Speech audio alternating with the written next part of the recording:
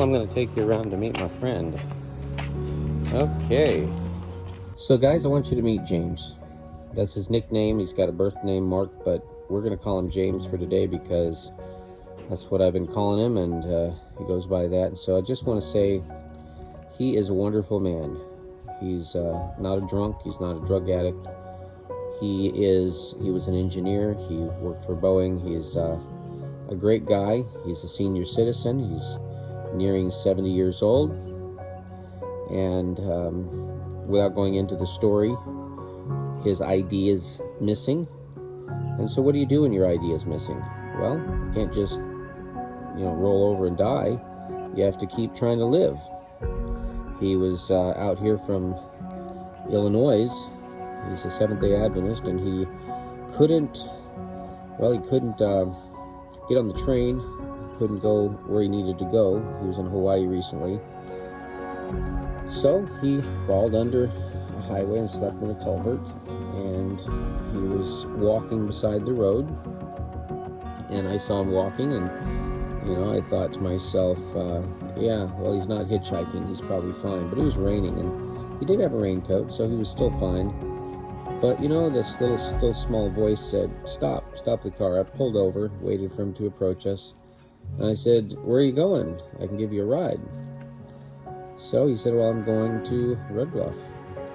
So I gave him a ride. I said, why don't you, learned a little bit about his story. Why don't you stay on our property and help us caretake it?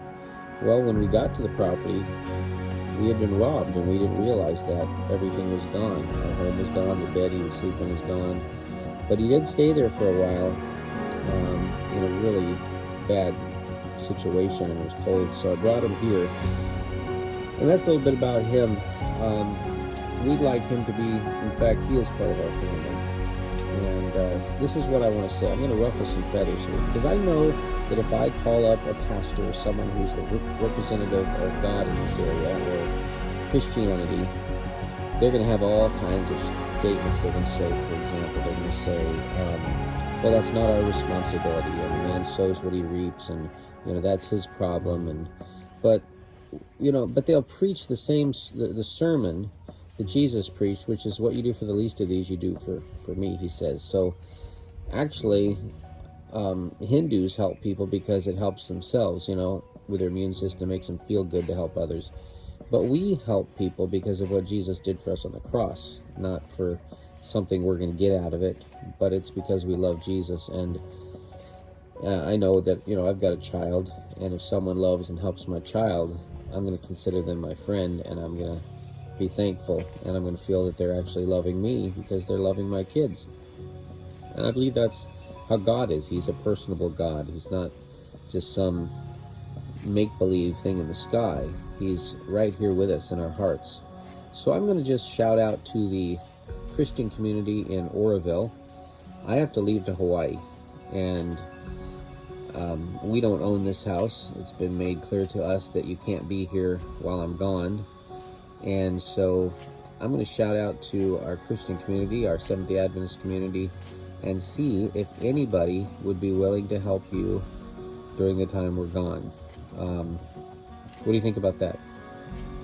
Is that okay? Okay. Yeah, because we want you to be with us, and we're trying to find a place that would be suitable for our lifestyle, which is to follow God's instructions to help the needy. And there's a person here that smokes, uses drugs, and they have health issues, and it's disturbing to them when we follow God's counsel and instructions. And it's not good for their health, and it's not good for them to be stressed by seeing us follow God's leading and instructions for the last days. We are going to witness to him, by the way. That's our brother over here in the other room. But do you think you could handle if I were to park a vehicle in an area, and you could just stay in the vehicle for a month, walk to the store, you have some money? Yeah. So he has his bank card, guys. He doesn't need money. He doesn't have a lot, but he has enough to survive each day. And I've found it very delightful having you here. And even if it wasn't, I would still let you, be in my life and help you out, because I believe this is, a testing period in history of the world, and Christians are being tested. I'm certainly not wanting to be a fake Christian. I want to be one of God's children. And it's just thinking of, people say, oh, it could be dangerous. I've been in touch with your brother. He says you're not dangerous, and he says you're fine. Okay, share a few thoughts. What would you like to say to the people out there that might give you a little bit of a help for a month? What would you like to say to them? Go ahead. Just talk into the camera and share what's on your heart. Would you like help and warm showers and a place to sleep? Or are you okay without it? Oh, well, see, I've gotten used to living this way, so I think I'm living by faith in God as much as possible, so... Yeah, I think so. I'm flexible, I think. Yeah. Okay, well, thank you for sharing that. So you're okay living this way. If I give you a document of paper so that the police, since you don't have your ID and we're waiting for that to be sent by your brother here, if I had a document you could show the police, they could call me, then I could vouch for you and explain who you are and what you're up to, because your brother's not always available and easy to get on the phone. Yeah, so I could do that. But this video is to help find someone that you could, like a host, someone you could stay with. And I'll tell you, that's really hard.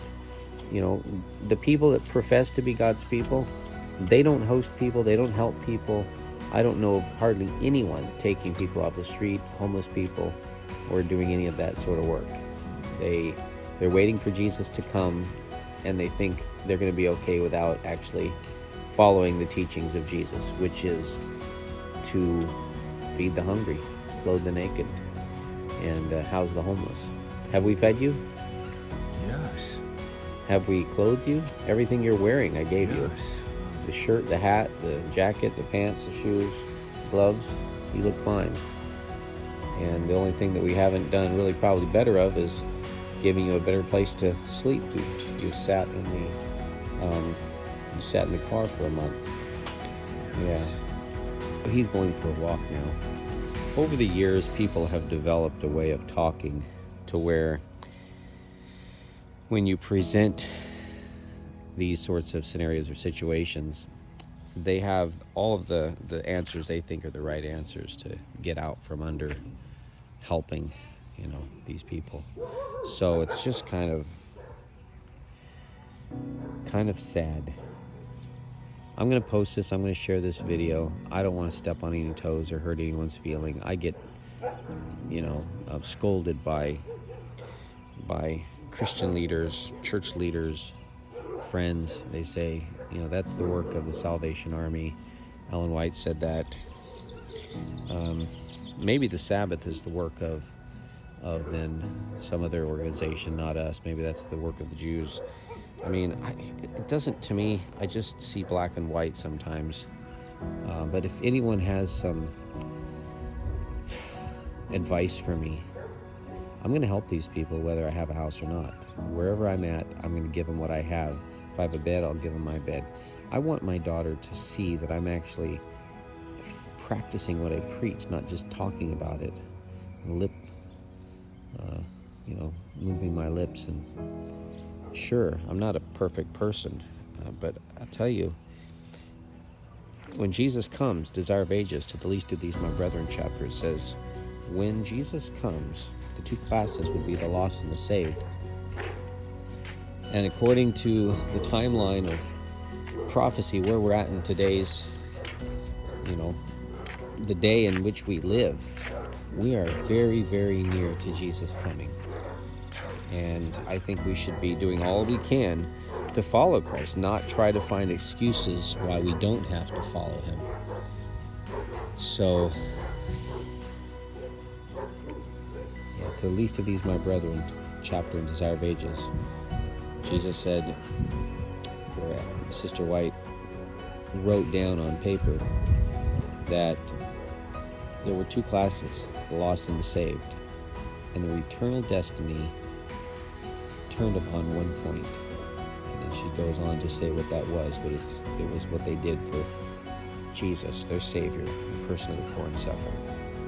If you want to, help this man, we could put him up in a hotel for a month. Someone could pay for a hotel.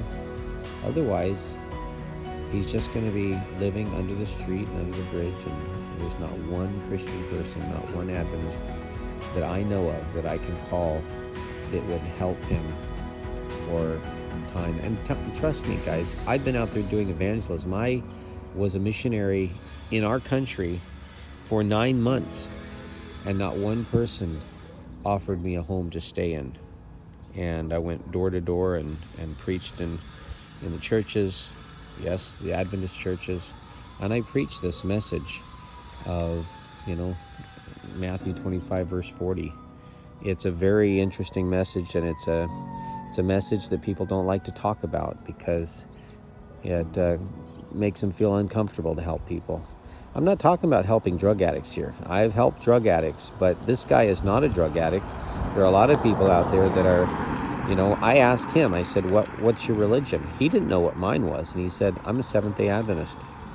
And to me, I wanted to see, does he live a Seventh-day Adventist lifestyle? I had a man come to us, he said he was an Adventist, and he taught smoking programs, and he actually was a smoker and actually had a temper problem. And, ended up being very difficult to help. So sometimes you have to give people a little bit of a testing period, get to know them, and you don't want that sort of atmosphere or personality to be taught to your children. But this man is different. Mark is different. He is a kind man. He has some mental disabilities, but to me, that's like a child. Then he needs more help. He needs us to protect him. He was an engineer with Boeing. He lived a life. He was intelligent, but something happened to his mind, and maybe partially it was just sometimes people, if they don't have a family, they don't get married, they feel like there's something wrong with them. And later on in their life, they start living a life that's almost like a hermit. They get caught up in